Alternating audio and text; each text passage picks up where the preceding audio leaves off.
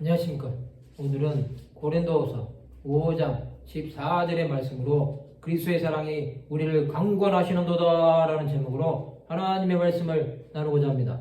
본 말씀은 그리스도의 사랑이 우리를 강권하시는도다. 우리가 생각하건대 한 사람이 모든 사람을 대신하여 죽었은즉 모든 사람이 죽은 것이라.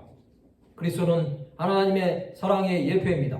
오늘은 그리스도의 사랑이 우리를 강권하시는도다에 대해서 생각해보는 시간을 가지고자 합니다. 사도 바울은 그리스도를 전하기 위해 살았습니다. 그의 삶은 그리스도의 사랑이 강권하시는 사랑이었습니다. 예수께서는 자신을 전하기 위해 사는 자들에게 함께 하십니다. 또한 그에게 하나님의 사랑을 부어주십니다. 예수 그리스도는 모든 자들을 대신하여 죽으신 것입니다. 이것은 죄며 죽을 자들에게 소망을 주신 사건입니다. 죄 있는 누군가가 자신의 죄를 대속해 주지 않으면 그 죄에서 벗어날 길이 없습니다. 인간의 죄와 허물은 하나님께 나가는 길이 막힌 것입니다. 또한 사망에 거하게 되므로 하나님과 상관이 없는 자들이 되었던 것입니다. 그러나 예수께서는 자신의 몸을 찢어주심으로 영원히 형벌받을 죄인들을 살려주신 것입니다. 이것은 아무리 강조해도 지나치지 않습니다. 하나님의 사랑은 죄인된 우리를 구원하셔서 창조 때의 형상으로 회복시키는 것입니다. 그리스도의 사랑이 있기에 우리는 영원히 저주받아야 마땅한 자들이 하나님 앞에 나올 수 있는 길이 열린 것입니다. 아담 안에서 모든 자가 죽은 것 같이 그리스도 안에서 모든 자가 산 것입니다.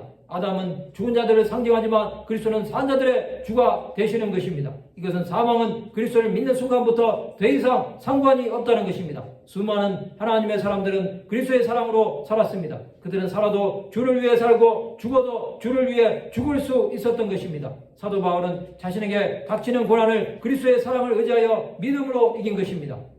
이제 그리스도 안에서 죽었던 모든 자들은 다시 살아나는 역사를 경험하게 됩니다. 그리스도가 강권하시는 사람은 그리스도 밖에 있었고 이스라엘 나라 밖의 사람인 자, 외인이요 세상에서 소망이 없고 하나님도 없는 자도 그를 믿음으로 구원함을 받게 하시는 것입니다. 그런 자들이 그리스도 예수 안에서 그리스도의 피로 가까워진 것입니다. 이방인이었던 우리는 그리스도의 사랑으로 구원함을 받고 하나님의 자녀가 된 것입니다. 모든 소망의 하나님은 우리를 주께로 인도하십니다. 성도 여러분, 그리스도께서 이끄시는 대로 가는 자들은 죽어도 살겠고 살아서 믿는 자들은 영원히 죽지 아니함을 경험하게 됩니다. 이 땅을 살아가는 우리는 무엇을 위해 살고 있습니까? 그리스도의 사랑은 우리를 하나님께로 가까이 가게 합니다. 그것을 믿는다면 그리스도의 사랑으로 살아가시기 바랍니다. 우리는 그의 뜻대로 살아 그리스도의 죽으심에 함께함으로 다시 살아나는 자들이 되어야 합니다. 말씀을 마치고자 합니다. 그리스도의 사랑이 우리를 강권하심을 믿고 그의 죽으심이 우리를 영원한 아버지께로 인도하실 것을 바라보고 사는 하나님의 백성들이 되기를 주님의 이름으로 축원합니다.